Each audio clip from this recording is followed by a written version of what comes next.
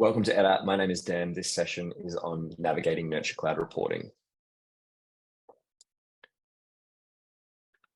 To get to NurtureCloud reporting, you need to log into NurtureCloud and just click the reporting tab down the bottom left.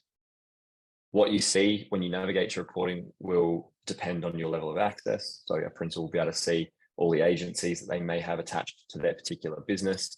They will be able to see different teams. They'll be able to see all agents within the business down to an agent or an associate level where you'll just be able to see the reporting for your specific EBU. To set up the team, their principals or senior administrators need to go to business settings. They can click teams and they can add or edit an existing team. When you have a team, you'll have the name, the sales manager, which is often the lead agent. You'll have the agents themselves, again, will be the lead agent, and then you have their associates. This enables delegation, and that will filter through to reporting, which I'll show you now. From the reporting side, you start with overview. You can also do a custom range or one of the default ranges today, this week, etc. I've chosen to do this calendar year for this particular business, which we can see all of these stats are basing themselves off of. So we know that this particular business has rung 4,736 people overall and connected 3,000 times, etc., etc. Appraisals booked is different to appraisals conducted, and appraisals conducted is based off of the agents or associates completing the workflow once an appraisal has begun. Once you've booked it, the workflows will come into your to-do section, and you need to complete those to-dos for it to land in conducted, in addition to just being booked. As we scroll down on the overview report, which is the default report when you click into reporting, we can see agent activity. Agent and associate activity is a little bit different.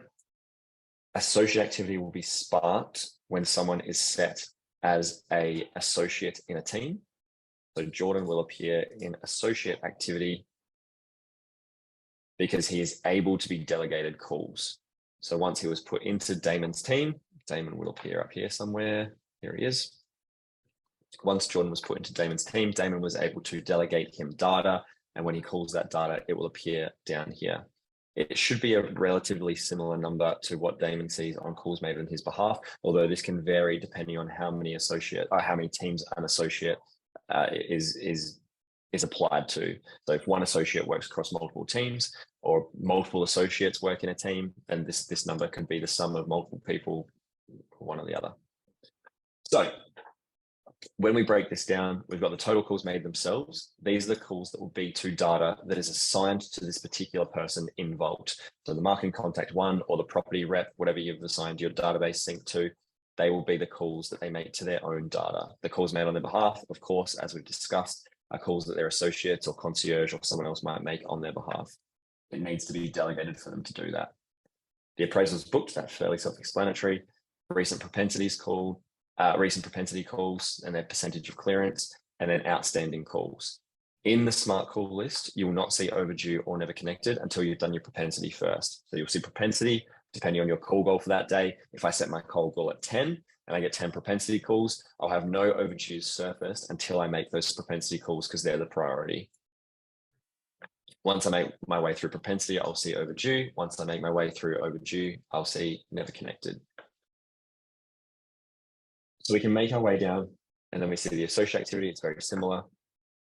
Calls made on agents' behalf and their connect rate, and the amount of appraisals they've booked for the team or the teams that they are assigned to. The next report is prospecting.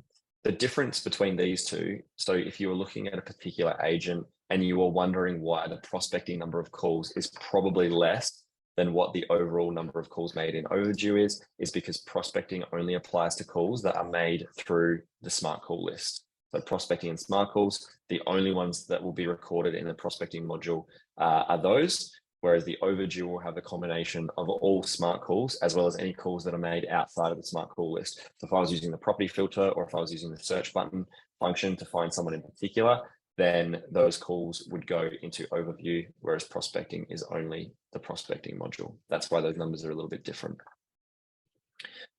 Here we get the business's current daily goal. So this is the sum of all individual agents going into their smart call settings and setting themselves a goal for the number of calls they want to make each day. That's the sum of all of them and what the business is actually getting. So this is an example of where the business might want to adjust their daily call goals because they're simply not hitting it. Means we have agents with 20, 30, 50 daily calls as a goal, but they're only getting their 10, 5, 15, whatever. Smart calls by group. So where are we making the most amount of calls? This should really always be overdue. I mean, while it's amazing to have propensity calls, they're going to be uncommon or infrequent. Hopefully there's a few per day, but most of your calls will be made to overdue, which are the people that you have suggested that you'd like to call based on the lead scores that you apply. Number of stats down the bottom, all fairly self-explanatory. We can then go to interactions. This is a lot of interesting data that may be used from time to time, but you probably certainly wouldn't be checking this daily. So interactions by lead score, who are we talking to the most? Typically, we'll have most of our data in geodata, so that's likely where the bulk of your calls will be. Interactions by type, this should be dominated by call. Then you've got your SMSs and emails. By outcome, how many we've spoken to, voicemails, etc. Calls on behalf of other agents, call connection rates, and average call durations. We then have our appraisal report. Just let that load.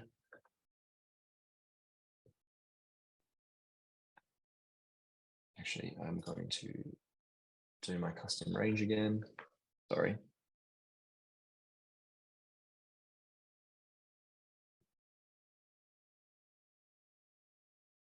Here we go.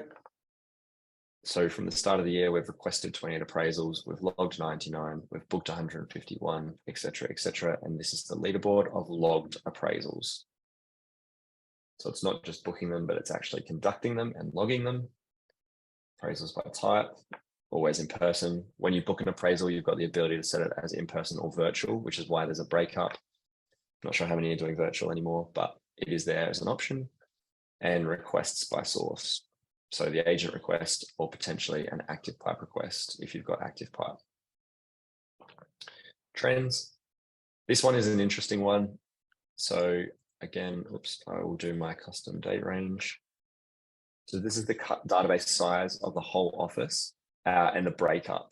So as an office, I know that we have 92 people across 15 contributors for this particular office that are in hot stock. We have 311 in pipeline, 1,600 in prospects, a lot in database, and a hell of a lot in geodata. That's the total database size. This might look a little bit different to what you think is in your Vault account. It's because NurtureCloud is still currently only concerned with property owners. In this time frame that we've got dedicated up the top, we can see movement between lead scores. So there's been 129 additions to hot stock this year so far, and you can see down here where they've come from. So the 129 people that were moved into hot stock, 27 of them came from pipeline, 19 of them came from prospects, 77 of them jumped straight into hot stock from geodata, and 6 all the way from database, etc., etc. This is always a fun one. You've got your lost listings. For memory, this particular business has lost about 148 for the year so far, equating to about 1.6 million in GCI, which again, not a particularly fun conversation to have. Well, it's a little bit more than what I said.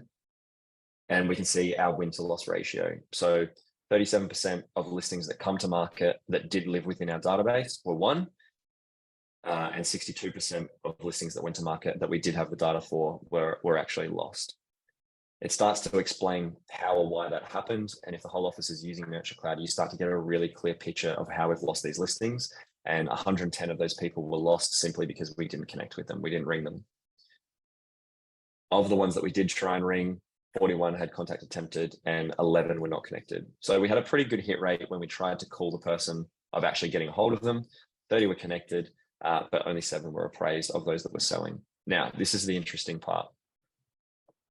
Of the 151 lost listings that we had, so lost from the database, 82 of them, or 54%, actually were exposed on the Smart Call list within 30 days of them going to market. So the system had brought those names up to the top of our list saying, please call them. We think they're selling. And we only rang, of the 82, we only rang 48 of them. So just over half were called, which meaning just under half weren't called at all, despite them showing highly on our call list. Lost listings by agent breakdown. who our major competitors are in our particular area, broken up to the top 20 agencies, areas, and then the list of ones that we actually lost and who we lost them to. It'll also show whether we've connected with them or whether we've appraised them as well. So connected, not appraised. Attempted call, not connected. Just looking for an appraised one. There doesn't seem to be one, but that's okay. But of the 151, we can see a clear breakdown of where these lost listings are coming from. Typically across all agencies, it will be from geodata. It's because we put less emphasis on geodata as well as database, which doesn't have a call cycle, and we lose them largely due to lapse of communication. We finally, down the bottom, have these two tabs. Concierge is only for businesses that are currently employing concierge to make calls on their behalf. And the Explore tab is really good. If you're ever having meetings with staff or anything like that, and you're wondering why there's a discrepancy in the number of calls they're saying that they've made versus what they've actually made, this is a really good way to find out. So interactions, I can go to Damon and go, in the last 7 days, how many calls has he actually made, him specifically, not on his behalf, and it will tell me. So there's been 32 made in the last 7 days, and this is the exact outcome and content that we've spoken to with those people. So there's, yeah, it is what it is. We can see everything here. There's also the appraisals breakdown, so we can explore appraisals as well. Let's try this. So appraisals, there we go for the last 7 days that have been logged appraisals, not booked. And that brings us to the end of this session. I hope you get something out of it. Thanks for joining.